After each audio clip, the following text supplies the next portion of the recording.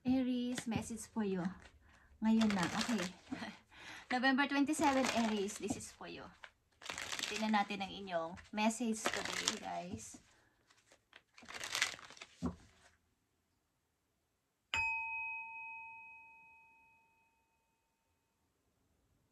Okay, Aries, kumusta na kayo, guys? Kumusta na mga Aries?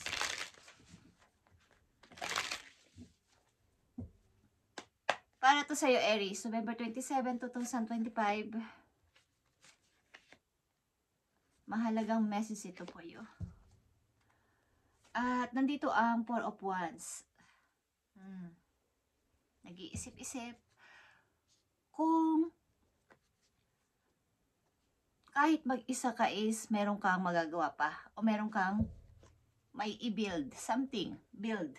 Okay, may isa katuparan sa ibang world. Kahit mag-isa lang ako, o sino kaya makakasama ko dito sa aking mga plano na to o sa aking pinaplano? Sino kaya ang pwede kong makakulab o makasama dito? Tingnan natin. Ito ay paparating na message, maaaring next week o next month, guys.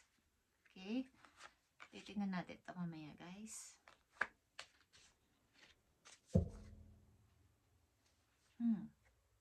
The Tower is here. Ibig sabihin sa mga dating na linggo o buwan is magkaroon ng balance, guys. Okay? Panatilihing yung inyong gagawin everyday is nasa balance lang para hindi kayo magkaroon ng pagkakamali. Okay? At parang pag-arrange kahit sa loob ng bahay, yung pagliligpit, yung pag-aayos para hindi magkaroon ng kamalian o pagkawala ng isang mga bagay. Okay? Aries, mahalagang message po you. At ito ay sa natitirang araw na rin ng November. Mahalaga ito. November 27, 2025. May kinalaman ko sa inyong sitwasyon at mga iniisip o pinaplano sa kasalukuyan. At iniisip nyo rin na matatapos na ang taon. Ano kayang dapat kong isaayos o something na tuluyan ko ng gawin. Okay. Tingnan natin ito, guys. Ito ay me or myself. Yung inyong sarili. Allow scenario to reign and me. The love I have for myself invites harmony to settle within my being. I listen to, honor, and strive to fulfill my needs of my soul. Okay. Ito ay para talaga sa'yo. Okay? Bago man lang matapos ang taon is matatapos na ng November. Okay, guys? Is yung sarili mo na ang isipin at wala nang iba pa. I-invite nyo ang harmony. Kumbaga, i-invite nyo yung mga masasaya lang sa inyong buhay simula sa araw na to. Pabayaan ng iba, iniisip ng ibang tao, ang gusto ng ibang tao, tuman ay pamilya ninyo o malalapit sa inyo. Sapagkat mahalaga pa rin ay sundin ang sarili. Okay, Aries. Titignan natin ang unang message po you. Page of Cups is here. Siguro ang ilan sa inyo ay may anak sa malayo, guys, at kumbaga sa ano kayo nagko-communicate sa telephone or sa video call ng inyong mga anak o ng inyong anak, okay? Mukhang malayo sa inyo ang inyong anak o kasama ninyo, but maaaring hindi kayo, kumbaga may malayo kayong trabaho. Same city or same country, but malayo kayo sa isa't isa o something pinapaalagaan nyo ang inyong anak sa inyong pamilya o sa inyong mga magulang. Five of Swords is here, okay? Meron kayong mga naiisipan na lumayo nga sa mga madadramang tao. At isipin na ang sarili simula sa araw na to. Lumayo sa mga nagbibigay ng masakit sa inyo o paglugmok sa inyo sa isang parang chismis dito, chismis doon, okay? Gusto nyo silang layuan o humiwalay kayo sa kanila. Yeah. Speaking of himbalay sa kanila, dito ang Queen of Swords. Gagawin nyo to ng may parang, ito talaga na yung gusto ko. Okay, lumayo muna sa mga madadramang tao at iisipin ko ang sarili ko, pati ang kasama kong anak simula sa araw na to. Okay? Ang something na mayroon akong gustong buuin or i-build na ilang tao o mga tao na nararapat lang. Yung walang halong drama. Okay guys? Kaya nandito ang sabi ko sa inyo, pagbabalance simula sa araw na to is yung priority nyo lang ang inyong iisipin simula sa araw na to. Para hindi magkaroon ng kaguluhan ng inyong isip.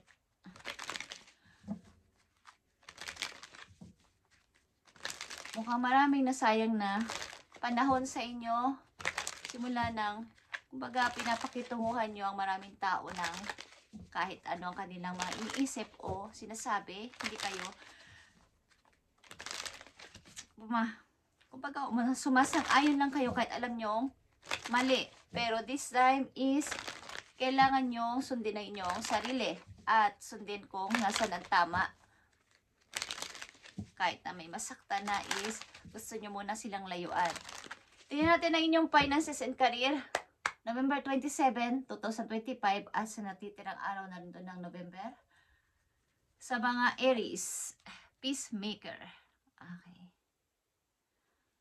Consider career and politics, negotiations, union, contract, or peacemaking. Adopt a win-win attitude when negotiating business deals. Okay.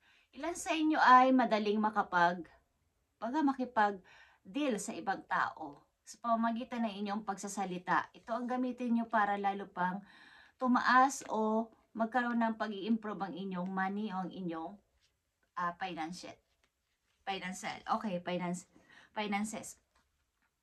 Ito yung inyong gamitin, yung inyong pagiging isang napakamagaling magsalita sa harapan ng tao.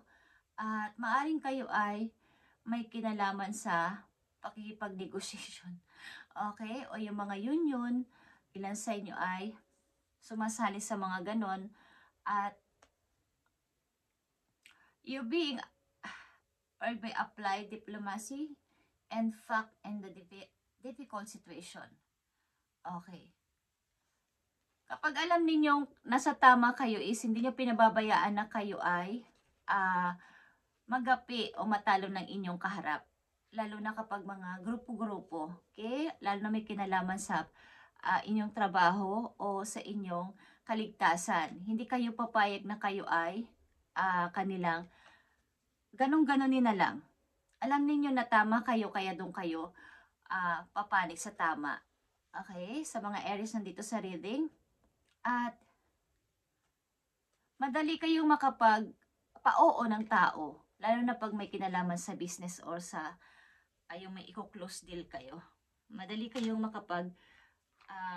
madaling maniwala yung inyong kaharap sapagkat magaling kayong magsalita. Okay, yan ang pinaka mabilis na example.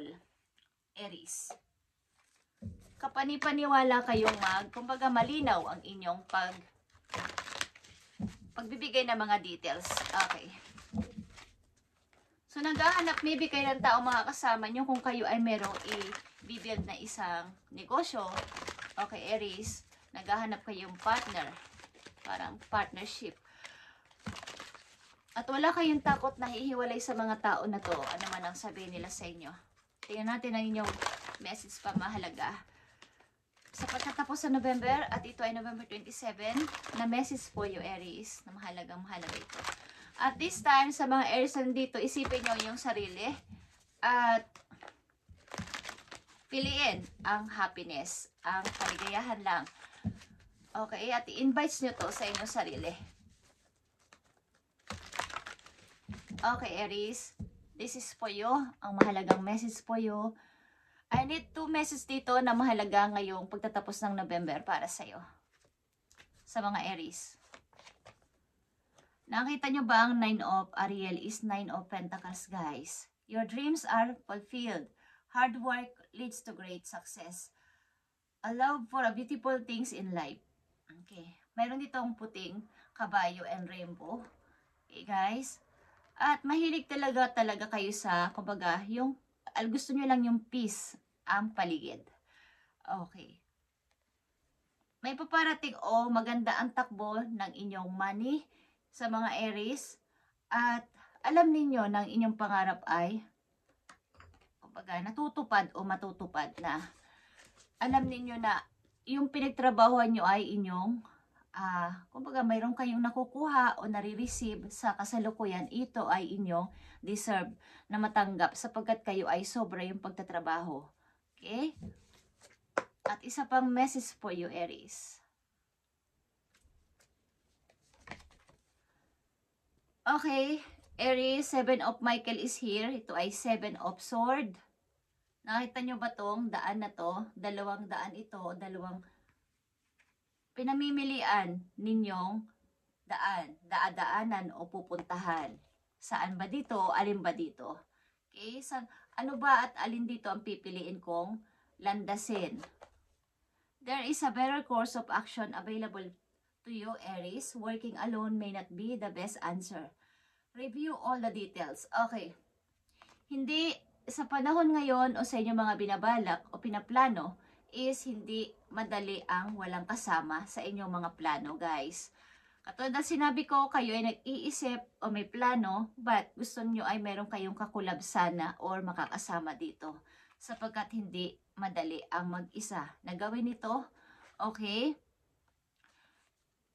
So, maaaring sa inyong plano na to ay aani kayo dito ng napakagandang pagpasok ng pera, Aries, kaya maaring Aquarius and water sign, malapit kayo. Okay. At meron din kayong ka-connection na water sign, guys. Scorpio, Pisces, Cancer maybe. Ito ay, kumbaga, romantic relationship. Okay, Aries, deep and lasting spiritual insight. Okay, ang tao na to ay maunawain sa inyo. At paparating na message po yun. Ito ay sa maaring next week o next month. Guys, paparating sa inyong message. Yeah. 2 of Wands, ito ay path din ng buhay. Okay, na inyong pamimilian at handa na kayo ditong tanggapin ito, guys. At 4 of Wands again is here. Okay, 4 of Wands. Maybe, meron kayong pipiliin na ito yung magpapasaya sa inyo. Ito ay tao man o trabaho. Ito yung inyong pipiliin. Sapagkat ito ay paglagay din sa parang pagsisettle ninyo para kayo ay maging happy. Maaaring ilan sa inyo ay nagbabalak o may nagbabalak magpakasal o may bibisita sa inyo para kayo ay pakasalan. Guys, sa mga Aries, okay? Ito ay pag may something magta-travel o may bibisit. Okay, sa inyo para sa isang, para itong together. All together, okay? Na something na word, Aries.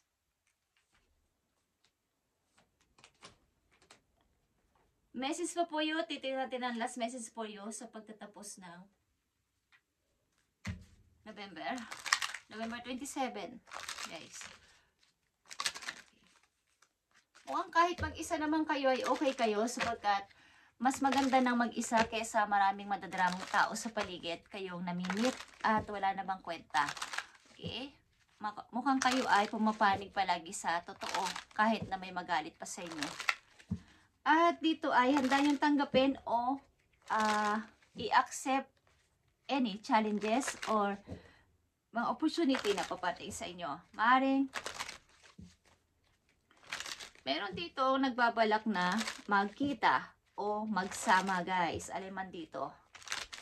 May bibisita sa inyo, meron kayong susunduin. Okay? Message for you, Aries. Thank you. Andito ang passion, Aries, at ito ay insane chemistry. Yeah. Burning desire. Equal interest. Meron dito nagkakagustuhan talaga na dalawang person. Okay?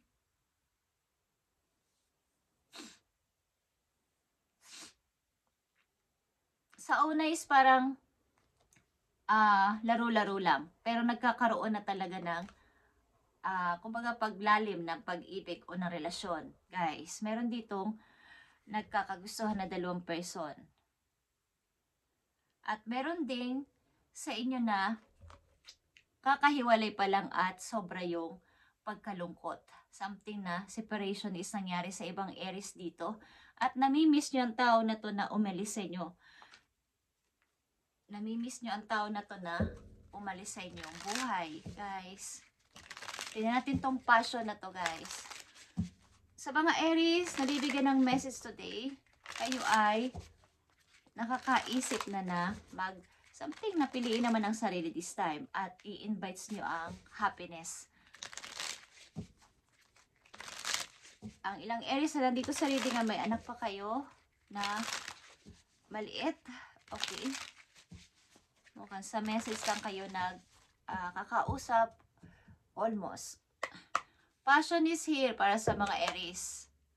Okay.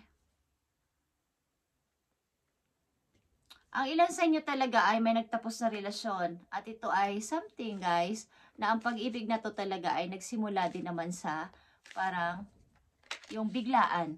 At agad na nagkagusto, may nangyari. At kumbaga, naging malalim ang pag-ibig sa tao na to. But this ay hindi inaasahan is nagkaroon ng breakup. At ito ay forever. Okay? Forever. Nang masasabi, okay, pero meron pa rin kayong nararamdaman sa tao na to at namimiss ng ilan sa inyo ang tao na to na umalis sa inyong feeling. But ito ay end na, Aries. Something nag-end na to. Kailangan nyo ng pagbabago dito. Okay. Something, bigla na lang kayong, kumbaga na starstruck. Okay. Nagkaroon ng interest sa umpisa, but unti-unting nawala din kaagad. Parang yung pagsindi ng kandila. Okay? May limitasyon kasi yun. Hindi yun forever na nakasindi. Namamatay at mauubos din yung sindi ng kandila, guys. Okay? Thank you, Aries. At ito inyong message today, November 27. At i-update natin to sa susunod na araw kung mayroong time at magme-meditate pa tayo. Okay. Something na meron kayong bibisitahin dito at may nag-promise sa inyo o may bibisita sa inyo. Ay man dito, Aries. At hindi nyo magagawa ang mga plano na to na inyong iniisip sa kasalukuyan hanggat kung kayo ay nag-iisa. May taong makikipag-collab sa inyo o mayroon kayong gusto makasama sa plano na to, guys. Thank you, Aries, and God bless.